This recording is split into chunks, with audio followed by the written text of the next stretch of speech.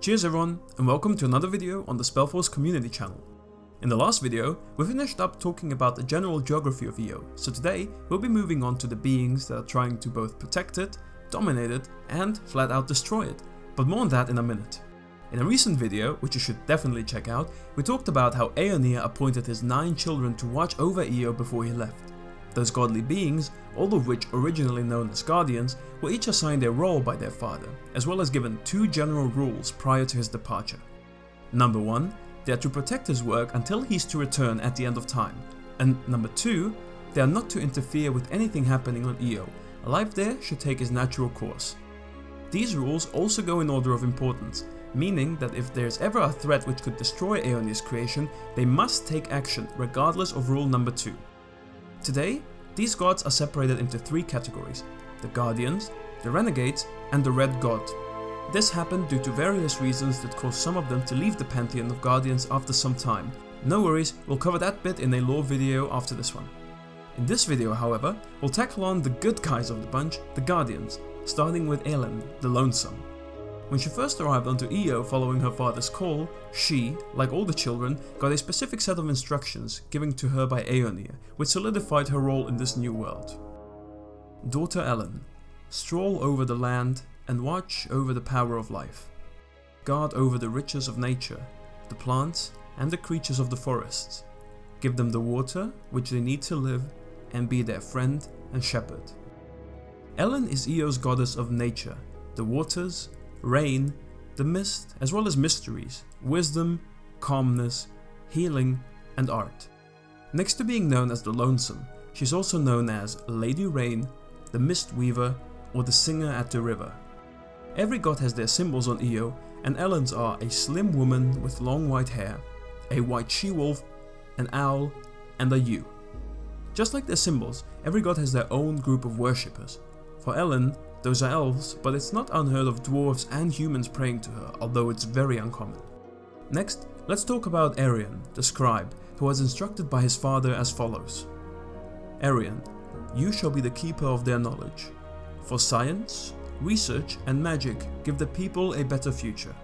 You shall capture all their knowledge and work in a book, so that I may discover the story of my creation once time comes to an end. Ereon is the god of knowledge, education, medicine, research, justice, and neutrality, which is very ironic, seeing as he's the least neutral of all the guardians. Next to being known as the Scribe, people have also called him the Master of the One Book, the Mediator, the Guardian of the Arcane, and the Just One. Fun fact, Ereon is the Guardian who appears the most in the SpellForce games, in all the 3 SpellForce 1 games as Darius the Scribe, as well as potentially in SpellForce 2 Shadow Wars as the Librarian. His symbols are a scribe, a quill, a scale, the book and the sword, a raven, and a man in grey robe. He is worshipped by all the light races, but mostly scholars, mages, and judges.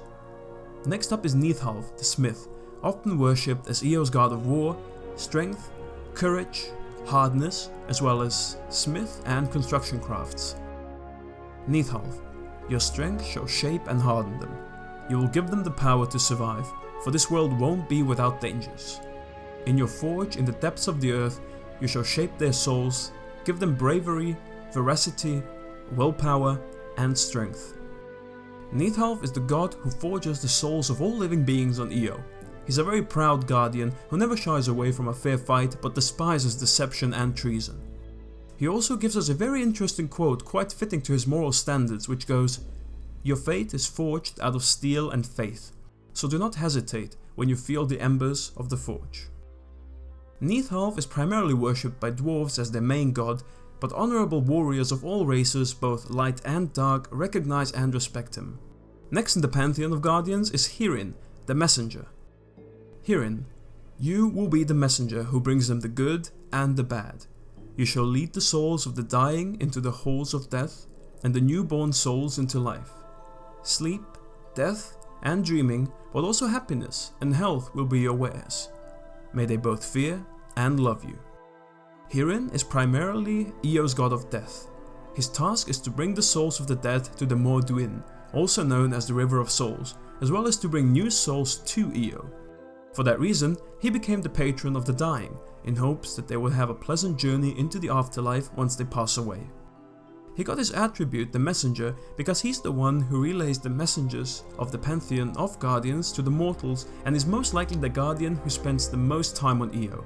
Some of his other attributes, besides the Messenger, are the wind, storms, the passing of time, which also solidifies him as the god of time, transience, and freedom. Hirin is worshipped by the nomads of the light races, but it isn't unheard that Orcish or Dark Elven nomads would pray to him as well, although again, it's not that common. Next on the list of guardians is Shanna, the Weaver.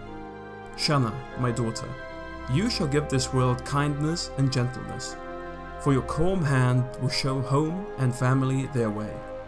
Show them the pleasures of life, work, and camaraderie. Shanna is Io's goddess of craftsmanship, home, health, family, healing, and gentleness. Primarily known as the Weaver, she is also called Mother, Sister, the Benevolent, and the Gentle Hand. Her symbols are the woman at the loom, a gentle woman giving a kneeling man a goblet, a grey cat, the dove, and an oak tree. She is primarily worshipped by humans, but also craftsmen and peasants of the other light races. And last among the guardians is Tiara, the dancer. Tiara, oldest of my children, your home shall be the sun, and your fiery dance shall eternally give life its light and warmth. May you never tire. Tiara is Io's goddess of the sun, vigor, delight, benevolence, hope, inner strength, warmth, fire, ferocity, and passion. Besides the dancer, she also carries other names such as the Dancing Flame, Guardian of the Skies, the Golden One, and the Vivid One. Her symbols are a dancer donned in golden attire, the flame, the sun, a circle, and gold. She is primarily worshipped by humans as their main goddess, although the other races of the light recognize her as well. She is also the patron of human knights known as paladins. Tiara is known to sometimes select a personal champion among the human ranks by blessing them, who then becomes the Lightbringer and fights for her honor. And those would be the 6 still remaining guardians of Io. Like already mentioned, there are 9 children of Aonir, but the 3 ones we didn't mention here don't belong to the pantheon of guardians anymore. We'll go through the reasons why and what they are now, as well as who their worshippers are in a video to come. Also, even though I called them gods all this time, please remember that none of the guardians are as godly as Aonir. They are very powerful, yes, but they aren't omnipotent and their power has limits, which is why an event like the Convocation managed to happen in the first place. And this will be it regarding the guardians. If you enjoyed the video, let me know by liking and sharing it. It's always very appreciated. Also consider subscribing so you don't miss the next video in which we'll be talking about the Renegades, the gods of the dark races. If you'd like to discuss today's video with me or other fans, I'll leave the link to the official SpellForce Discord server down in the description. We're always glad to have new members there. Thanks everyone for watching, and I hope to see you in the next video.